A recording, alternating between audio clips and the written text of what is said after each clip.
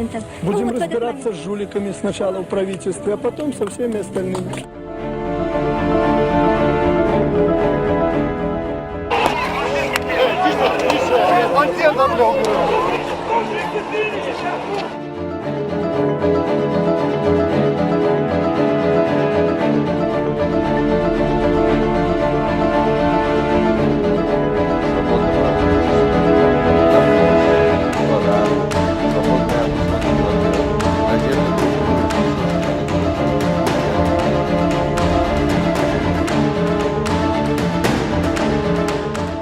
Вам за это дают? Дают.